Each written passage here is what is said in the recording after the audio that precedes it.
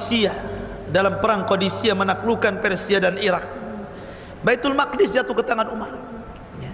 Kemudian Nabi SAW, kemudian kata mu'alif rahimahullah, thumma Utsman, kemudian Utsman.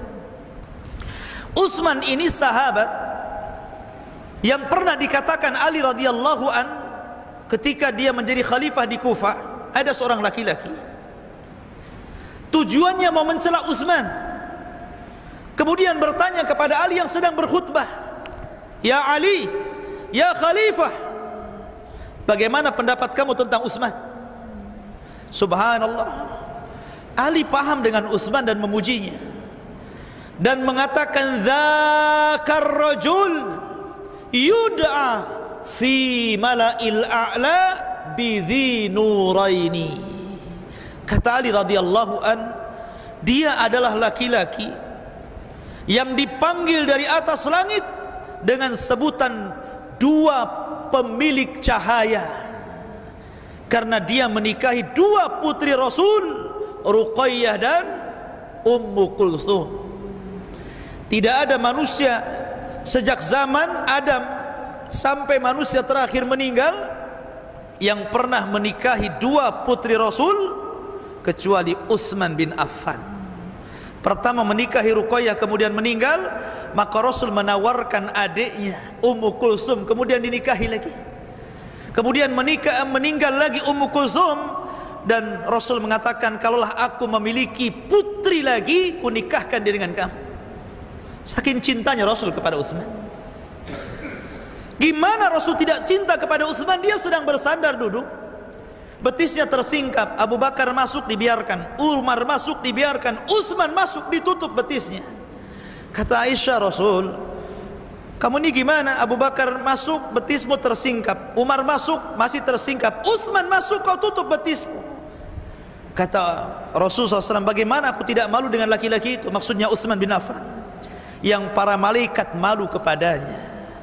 Kalau malaikat saja malu kepada, apalagi aku, ya. Jadi Utsman bin Affan radhiyallahu an sangat disegani Rasul, karena dia juga sangat berjasa dalam Islam.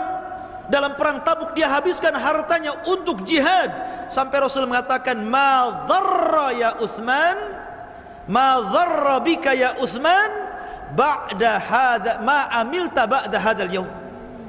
Ma dharraka ya Utsman ma amilta ba'da hadzal yaum."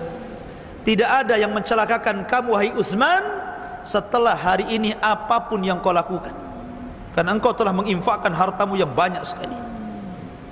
Utsman bin Affan. Tapi sayang, Utsman bin Affan dibunuh dengan cara sadis.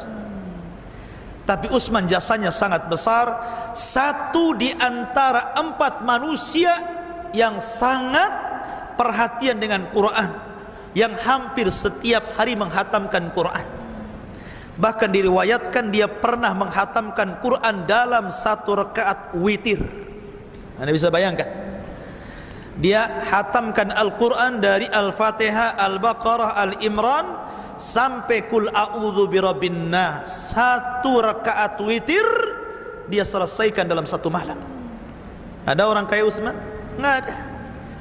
Makanya wajar ketika dia meninggal dikeroyok oleh orang-orang Sabaiyah, dia sedang membaca Al-Quran, karena Al-Quran itu basah di lisan Utsman bin Affan.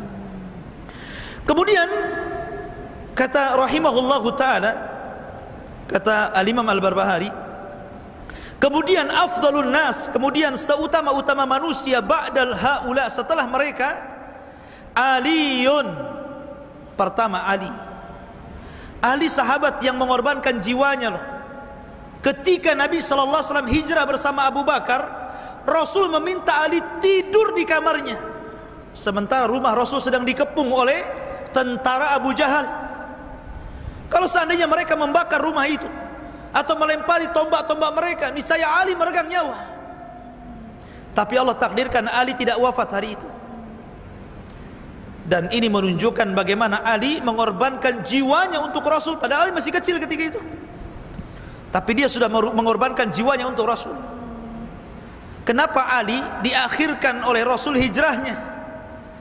Karena Nabi SAW masih punya tanggungan ketika itu, banyak barang-barang orang-orang kafir Quraisy yang dititipkan kepada Rasul yang belum dikembalikan kepada pemiliknya.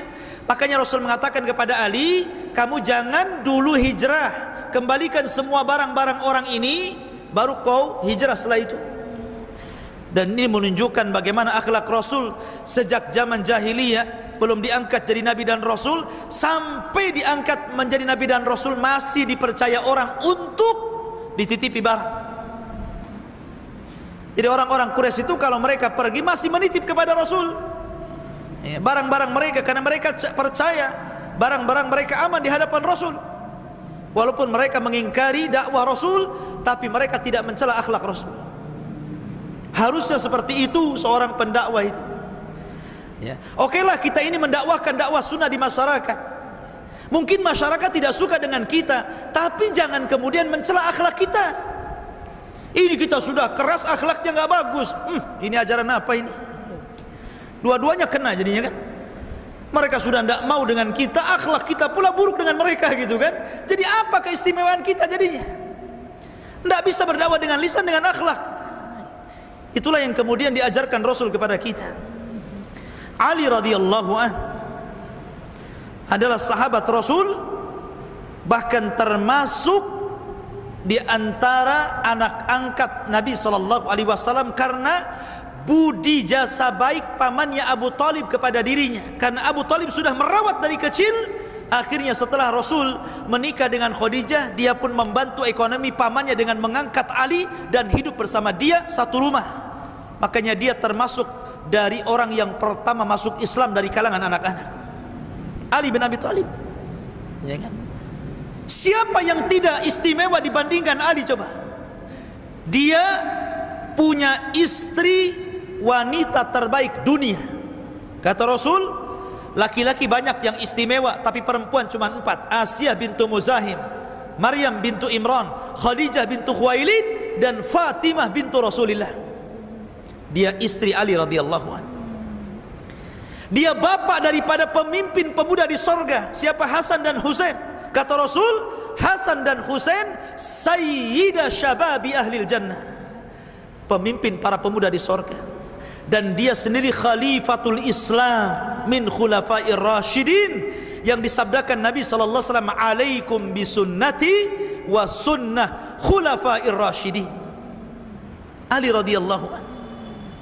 Ya. Taib. Kemudian wa Talhatu. Setelah Ali, Talha.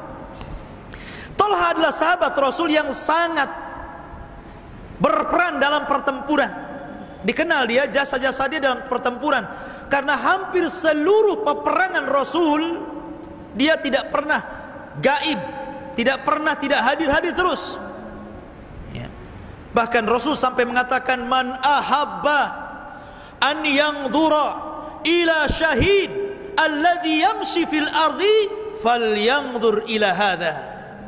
Siapa di antara kalian yang ingin melihat seorang syahid yang berjalan di permukaan bumi, nih lihat orang ini. Kemudian Rasul disyaratkan kepada Talha bin Ubaidillah. Talha ya, berperan dalam perang itu luar biasa. Bahkan dalam perang Uhud, dia yang menyelamatkan Nabi sallallahu alaihi wasallam, diangkat sampai ke gunung ya, untuk menyelamatkan Rasul sampai luka atau hampir terkena hampir patah tangannya karena terkena sabatan pedang. Heroik sekali ini beliau ini ketika menyelamatkan Rasul dalam pertempuran perang Uhud dan perang-perang yang lainnya. Kemudian Zubair dan Zubair bin Awam, dia adalah anak bibi Rasul, namanya Safiyah. Safiyah ini paling keras ketika mendidik Zubair ini. Zubair kecil ini selalu dipukul-pukul. Karena orang Arab ini kalau mendidik anak beda kayak kita. Orang Arab itu jarang pakai perasaan, pakai pendidikan. Kalau kita ini pakai perasaan sehingga mikir sama anak itu kan. Bahkan saya waktu di Yaman, saya melihat anak-anak kecil itu kalau meminta sesuatu sama orang tuanya gak dipedulikan, sampai guling-guling di tanah dibiarkan aja. Nangis habis, nangis selesai. Jadi akhirnya anak itu dewasa, ya kan? Dia tidak manja dengan orang tuanya. Kalau sekarang kan semua apa yang diminta anak dikasih. Nangis sedikit saja takut nangis, akhirnya dibelikan. Akhirnya jadi manja anaknya kan. Ya. Sampai saya diceritain sama salah satu ikhwan, anak dia itu dari kecil dimanja. Sekarang anaknya sudah lulus SMA, ya. Kalau dia minta sesuatu sama orang tuanya nggak dikasih, dirusak rumahnya. Ya. Sampai pernah anaknya minta sepeda motor nggak dikasih, dipecah-pecahin satu rumah itu kaca-kacanya. Stres orang tuanya. Dibelikan kaca lagi akhirnya kan. Jadi dia berpikir bahwa daripada mecahin kaca ya sudah, uangnya kasih anaknya kan begitu. Ya. Bahkan sampai suatu ketika motornya ini dirusak, ya. Kemudian karena jadi jelek minta yang baru, nggak dikasihkan, dibakar dapurnya. Ini anak apa ini? Anak jin ya, ya kan? Ini sampai kayak gini nih coba. Ini ya Allah, saya dengarnya pun miris, dengarnya pun sedih gitu kan, kasihan orang tuanya. Ya. Jadi Tolha ini pelajarannya luar biasa, sampai suatu ketika dikisahkan untuk melatih keberanian ini, keberanian Zubair ini. Sampai kalau kan zaman dulu, zaman Rasul mungkin tidak seperti zaman sekarang, setiap rumah ada kamar mandinya. Terkadang kamar mandi dalam kamar gitu kan, anak kalau kencing tinggal ya di kamarnya. Zaman itu kan nggak kayak gitu. Jadi kalau kencing mau berak ya ke padang pasir, ya kan. Jadi Zubair kecil ini sudah dilatih sama ibunya. Jadi kalau pengen buang hajat gitu kan, dibawa ke tengah padang pasir, habis itu ditinggal gelap-gelap. Ya, tapi tetap diawasi dari jauh. Terkadang anak itu merasa takut, ya, tapi ibunya mengatakan jangan takut, jangan takut. Akhirnya dia tumbuh menjadi berani. Ya, gitu. Ada anak sekarang kayak gitu, nggak jadi kencing kalau anak sekarang. Ya. Tapi memang gitu pendidikan orang tua di zaman itu. Makanya Zubair bin Awam ini tumbuh menjadi farisul Islam. Dia bisa naik kuda tanpa memegang pelana dengan 2 pedang. Masya Allah kan, orang naik kuda pegang pelana, ya kan? Ini enggak, karena kepiawaiannya dalam menunggang kuda, dia enggak pegang tali kuda itu, dia dua-duanya pegang pedang dia. Sampai seperti itu ya Zubair bin Awam ini. Dan dia adalah putra daripada Sofia bibi Nabi